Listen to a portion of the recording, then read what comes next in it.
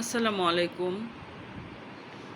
কালকে এত বড় একটা দেশে দুর্ঘটনা ঘটে গেল, তাও বাচ্চাদেরকে নিয়ে, বাচ্চাদের উপরে। আল্লাহ মাফ করুক, আল্লাহ সেসব বাবা মাকে ধৈর্য দান করুক। আমার ছেলে মাইলস্টোন থেকে পড়ালেখা করেছে মোহাম্মদপুর ব্রাঞ্চ, এখন তারা এইচএসসি দিচ্ছে।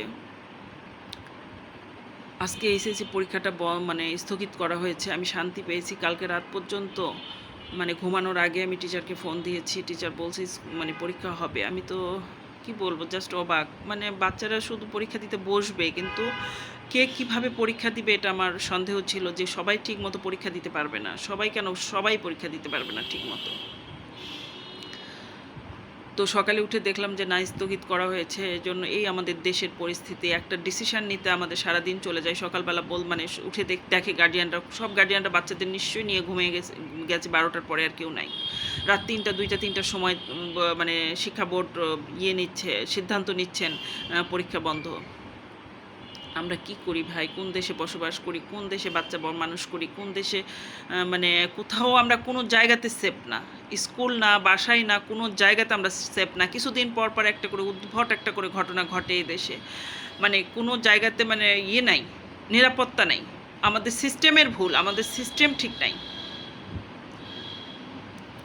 মাইলস্টোনের যখন টিচারেরা কিন্তু মানে আমার খুব খারাপ লাগছে বলতেও, টিচারেরাও বদল হয়। এখান থেকে মোহাম্মদপুর থেকে টিচার কিছুটা যায় উত্তরা মোহাম্মদপুর ব্রাঞ্চে পরে, মানে প্রবলেম হলে উত্তরা ব্রাঞ্চ থেকে টিচারেরা আসতো। বিশেষ করে মিসদের আমি চিনতাম, তখন বলতো যে এটা উত্তরা ব্রাঞ্চ থেকে নিয়ে আসা হয়েছে, বা উনি আসেন কিছুদিন।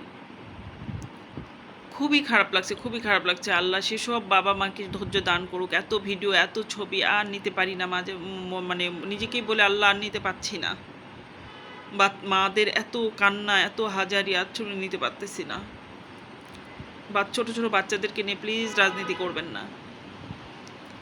আর হসপিটালে এত অযথা ভিড়, যারা মানে দরকার ছাড়া কেউ হসপিটালে অন্তত বাচ্চাদেরকে সুচিকিৎসা দেওয়ার মতো সুযোগ তৈরি করে দেন। অন্তত ওখানে ছবি, ভিডিও এগুলো আননেসেসারি, মানে কি বলবো, এগুলো বলার কোনো ভাষাই নেই। এই শহর যেন মানে পদে পদে ফাঁদ পেতে আছে, মরণ ফাঁদ।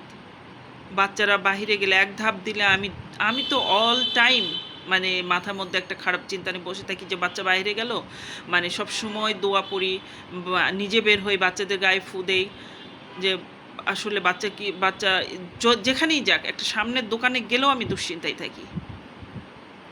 এইরকম জীবনযাপন আমরা করি। আমরা ভালো একটা মানে শিক্ষার জন্য এই ঢাকা শহরে বসবাস করা।